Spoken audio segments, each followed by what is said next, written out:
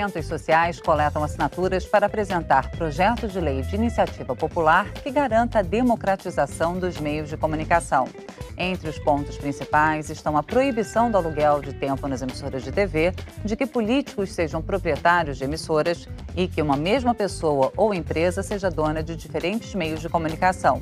Também são proibidas a censura prévia e a produção de conteúdos preconceituosos, de acordo com a proposta. Para discutir essa questão, estão aqui no estúdio os deputados Paulo Folleto, do PSB do Espírito Santo, e Luciana Santos, do PCdoB de Pernambuco, presidente da Frente Parlamentar em Defesa da Cultura. Eu sou Fabiana Mello e o Brasil em Debate é uma produção conjunta da Rádio Câmara e da TV Câmara. Deputados, eu gostaria de agradecer a presença dos senhores aqui no estúdio e iniciar perguntando para a deputada Luciana Santos como está a coleta de assinaturas, para quando é a previsão de chegada do projeto à Câmara e finalizar essas três perguntas perguntando por que apresentaram um projeto de iniciativa popular e não um projeto de lei de autoria de um parlamentar? Eu, em primeiro lugar, agradeço muito o convite aqui, Fabiane, e a presença do deputado Paulo Folleto e o prazer de estar aqui, né, no nosso programa Brasil em Debate aqui da TV Câmara. Eu penso que ser um projeto de iniciativa popular tem um peso político, uma força política muito grande, não é? Porque é como se aqui nós estivéssemos exercitando essa democracia direta que foi tanto um clamor tão recente das ruas, né? Como se ele viesse de baixo para cima e, de fato, isso tem um apelo político muito maior, como foi o caso da Ficha Limpa, que foi um projeto de iniciativa popular. Então, eu penso que esse é um debate que precisa ganhar corpo na sociedade brasileira, porque em que pese não haver uma democracia nos meios de comunicação, isso não é perceptível. Isso não tem um alcance assim claro por parte da população. Na medida em que isso é um debate que a sociedade toma conta, isso se traduz para o Congresso Nacional com mais força. Então, eu acredito, como foi recentemente lançado nas ruas, não faz nem 3 meses que o projeto de iniciativa popular ele se concretizou, é fruto do debate do Fórum Nacional de Democratização dos Meios de Comunicação. Eu acredito que no ano que vem a gente consiga, até agora foram 50 mil assinaturas, são 1,5 milhão para chegar aqui como projeto de iniciativa popular. Isso acontece com atos políticos, acontece nas feiras, acontece nas ruas, nas praças públicas, nas instituições, sejam públicas ou privadas. Eu acredito que a gente consiga que esse projeto venha a casa no ano que vem e até por coincidência de ser um ano eleitoral, eu acredito que ele chegará com um apelo grande aqui para que a gente possa absorver essas proposições. Deputado Paulo Folleto, o senhor concorda com essa iniciativa e qual a necessidade dela na visão do senhor? Integralmente. A legitimidade é muito maior quando a gente traz uma montoeira de assinatura dessa que o povo, atendendo às nossas provocações, concorde ou não, né? Quem concordar, assina para que a gente possa trazer o projeto e discuti-lo aqui. Acho que é fundamental a população brasileira, a sociedade, de modo geral, a comunicação mundial, a partir da internet, ganhou um novo patamar, com a participação dos nossos filhos e netos de 3, 4 anos, que hoje administram um smartphone ou um tablet com mais desenvoltura do que a gente. Então, assim, é necessário que a gente discuta com a opinião da população e com a pluralidade dos partidos e dos parlamentares, com a participação da sociedade civil organizada, ou quem quiser dar opinião, de como a gente deve nortear as regras para essa comunicação. Muito da comunicação brasileira ainda é do período da exceção, do período da ditadura militar, onde grupos familiares se beneficiaram, tiveram favores, montaram redes, permaneceram tendo sucesso, porque não tem jeito. Só vai para frente em comunicação quem tem poder de ligação com a população, senão acaba sendo esquecido. Não é ouvido, não é lido, não é visto. Então, assim, cada um tem seu mérito. Mas como nós vencemos algumas etapas na sociedade brasileira, da organização política, da educação, da comunicação, eu acho que a gente vive um momento para rediscutir regras, a partir da internet principalmente, da interação dos meios de comunicação com a população, do que nós podemos fazer adiante para que cada vez mais a gente tenha democracia no processo da comunicação e que as pessoas não sejam induzidas, manipuladas, cerceadas ao direito à informação. Acho que nós vivemos um momento em que cabe a discussão, principalmente vindo da população, nos provocando. Deputada Luciana Santos, vários desses pontos propostos nesse projeto, eles já não existem na legislação atual? Pois é, a Constituição brasileira, desde 1988, né, ele tem um capítulo específico para tratar das comunicações no Brasil, que é do 220 ao 223. E entre eles está exatamente a questão de coibir o monopólio da comunicação no Brasil. E essa é, sem dúvida, a centralidade do debate da democratização dos meios de comunicação. Porque é óbvio que se você tem um grupo econômico ou social, ou seja de que natureza for, é óbvio que ele vai refletir naquele meio de comunicação a sua opinião sobre o mundo, sobre o Brasil, a sua visão, a sua percepção. E essa que é a grande, é de onde vem a perversidade, porque afinal esse é um país plural, que tem vários segmentos que pensam de maneira diferenciadas, que têm regiões diferentes. Embora nós sejamos um povo uno, e nós o somos, mas nós temos muitas especificidades, não é? Então as pessoas não se veem na TV.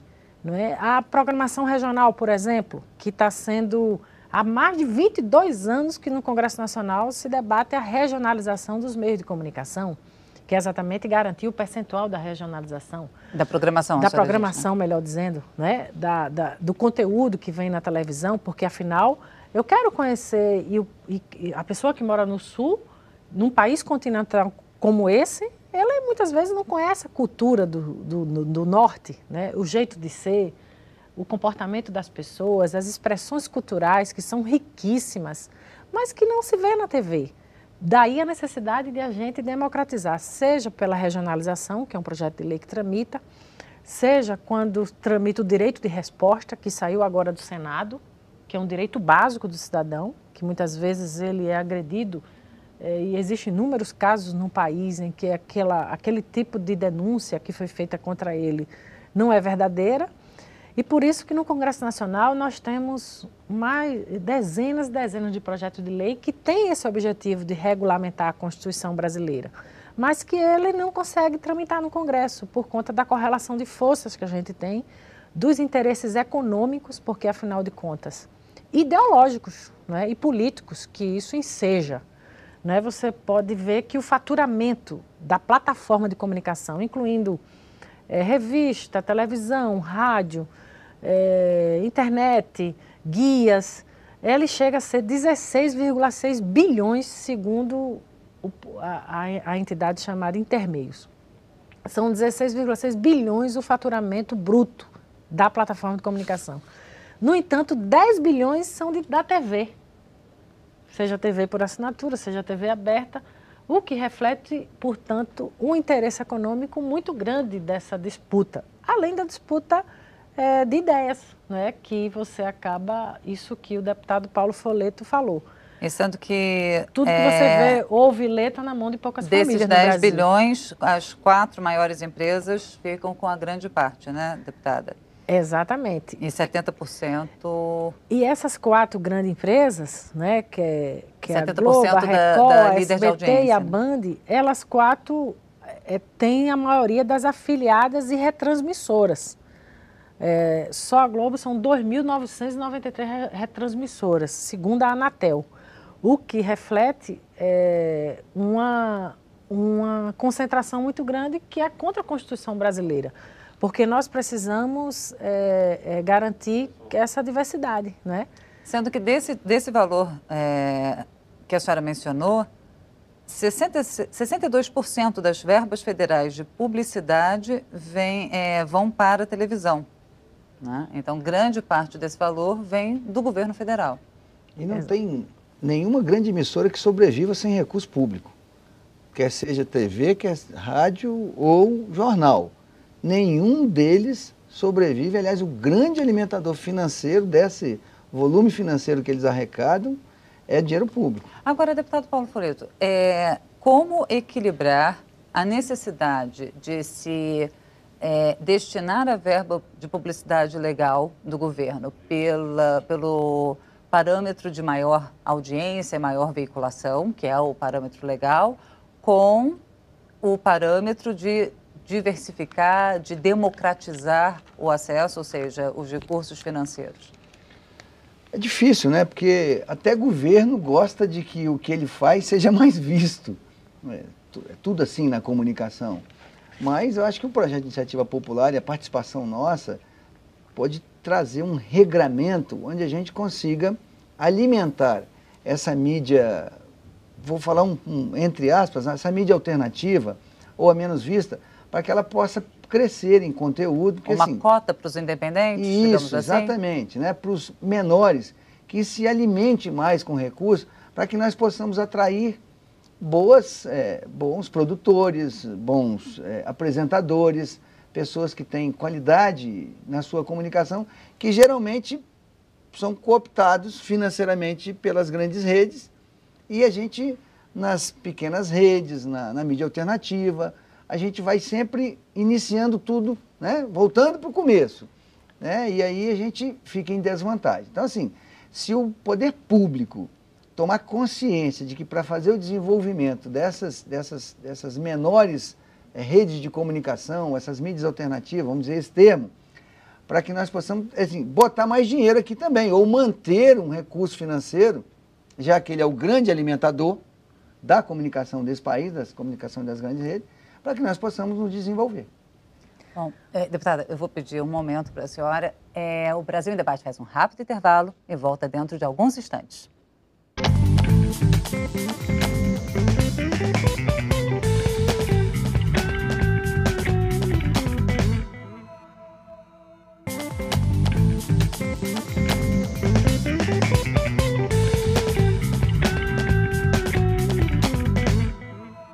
Estamos de volta com o Brasil em Debate, hoje discutindo a democratização dos meios de comunicação.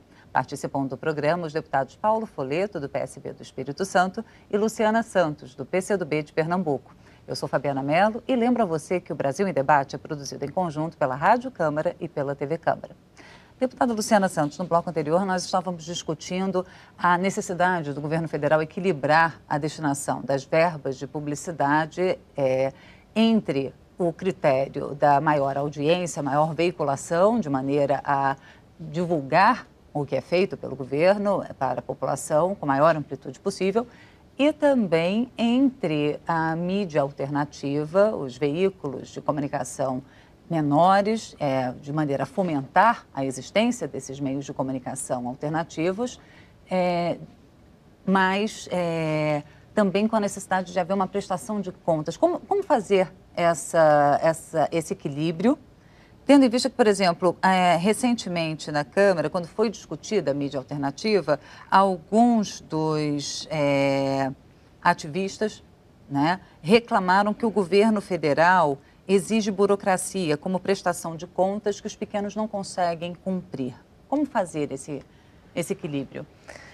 Primeiro que o grande debate é a decisão política de fomentar as mídias alternativas, ou chamadas mídias independentes. Eu mesmo fui relatora agora da subcomissão que tratou do financiamento de mídias alternativas.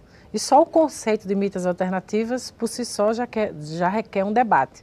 E nós procuramos conceituá-las a partir da academia, da professora Cecília Peruso, por exemplo, que tratou a mídia alternativa como uma mídia popular, como uma mídia espontânea, aquela que nós percebemos que ela existe, não é? Da capacidade que tem o povo brasileiro de criar, de inventar, de formular suas opiniões. Aliás, a internet já retrata, né, essa capacidade. E nós, então, conceituamos para mídia independente, levando em conta o popular e fomentar essa diversidade e, ao mesmo tempo, levar em conta, caracterizá-la como microempresa, né? Tudo aquilo que venha da pequena iniciativa. E a gente procurou, o deputado Paulo Folletto também fez parte dessa subcomissão, e a gente procurou sistematizar um mecanismo pelo qual o próprio Estado pudesse ajudar com financiamento de publicidade, né? Porque, por exemplo, quem tem concessão de rádio comunitária, uma outorga, né? Porque a TV é concessão pública, a rádio também. Então, você tem uma outorga e você tem uma outorga de uma rádio comunitária ou TV educativa, você não pode ter dinheiro de publicidade do governo. Isso é pela própria legislação. Então, em primeiro lugar, nós queremos alterar isso. Nós queremos que a TV comunitária, a rádio comunitária, a TV educativa, a rádio educativa, ela possa ter financiamento, seja público, seja privado. Departamento comercial. Comercial, desde que ela resguarde o seu objetivo. Por isso que ela só pode ter 30% do seu tempo para comércio, o restante de conteúdo, não é? Para aquele objetivo comunitário ou educativo. E quando você, então, vai para a mídia independente, que não é, que é concessão também, aí que complica mais ainda.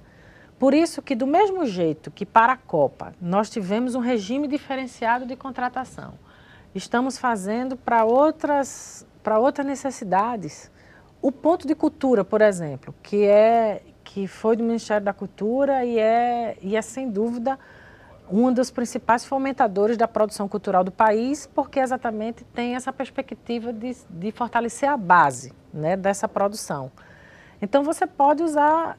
vai ser necessário modificar a prestação de contas, porque os pontos de cultura eles não têm estrutura para fazer a prestação de contas comparado com médias ou com grandes empresas, né?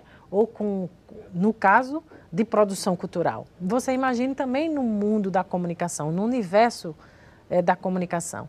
Então, nós queremos dar um tratamento flexível, mas prestação de contas tem que ser feita. Algum tipo de prestação de contas? Não precisa ser no modelo que hoje existe, mas que vai ter que ter com a flexibilidade que é natural daquilo que é espontâneo e que é pequeno. A própria legislação pode trazer, né, e até nascer do debate, o espírito do associativismo, do cooperativismo. Porque assim, você não consegue, numa mídia alternativa pequena, recurso público, porque não consegue ter um contador, não consegue ter um administrador para fazer todo... Não, você pode fazer uma declaração simplificada. Isso aí. Pode criar uma declaração simplificada. E até criar o espírito de associação, né? Você associa para economizar recursos e fazer um padrão que você consiga garantir aos meios de fiscalização a certeza de que o dinheiro não está sendo desviado. A deputada Luciana Santos levantou um ponto, o deputado Paulo Folleto, que eu gostaria de perguntar para o senhor. Essa possibilidade de uma rádio comunitária, uma TV comunitária, ter um departamento comercial, como o senhor mencionou, né? De 30% da grade horária daquela emissora ser vendida, não pode desviar o foco da atenção daquela emissora, da produção, e fazer com que ela busque a audiência, ou seja, o índice de audiência para poder faturar mais, vender mais caro o seu horário, então ela passe a mudar o enfoque dela. Está preservado no 70% do conteúdo comunitário ou cultural local, entende? Porque olha só, quem é que no Brasil teve sucesso nesse modelo?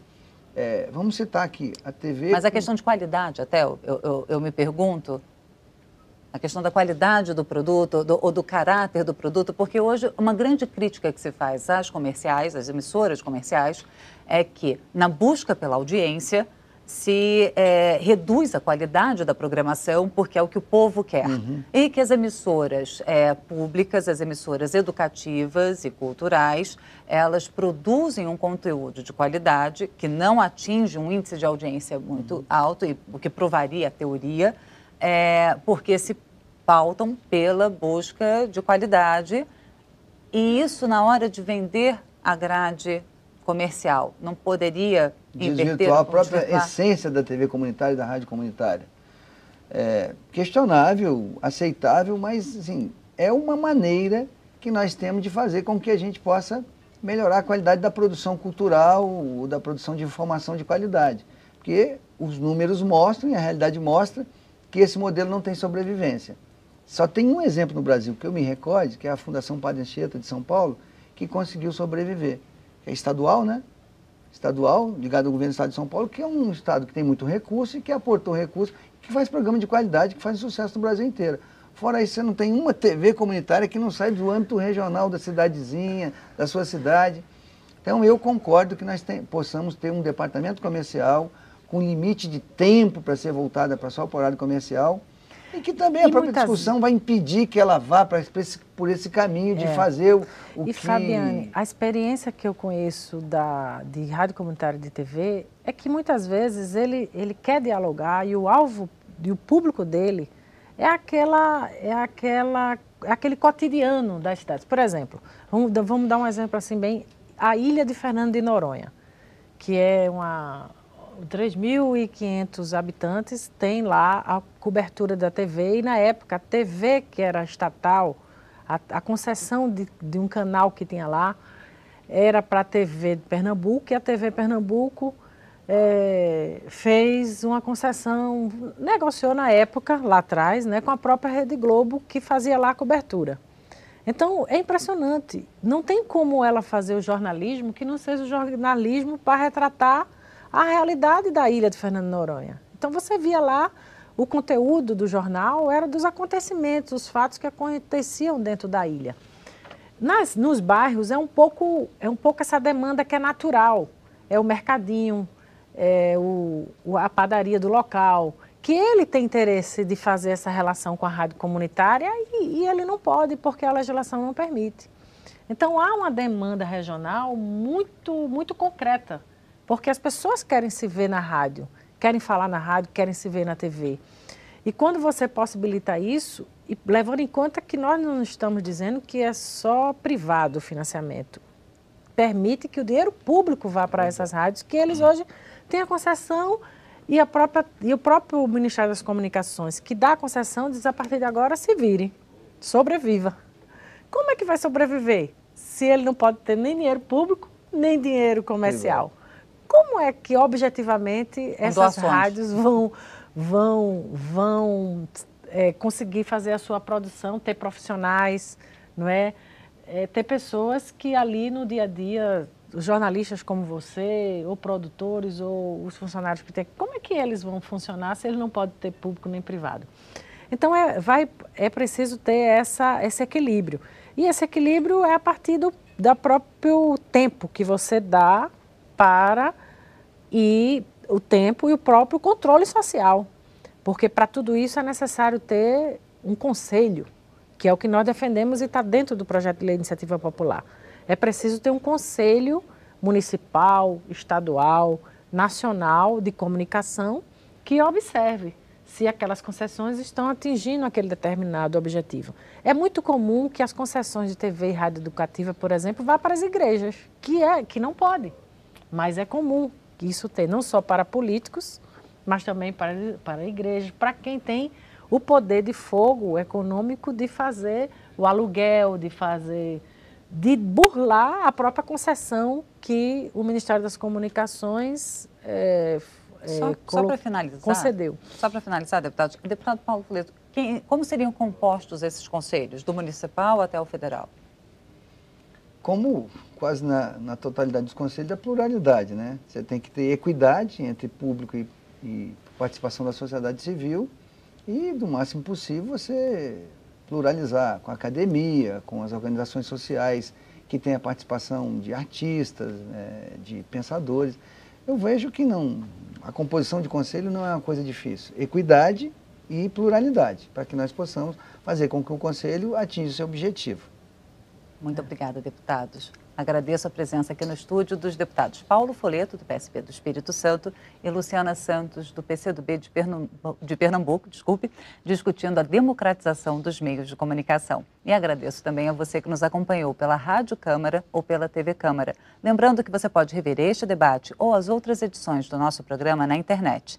Anote aí o endereço: www.tv.câmara.leg.br. Eu sou Fabiana Mello e espero você em uma próxima oportunidade. Tchau!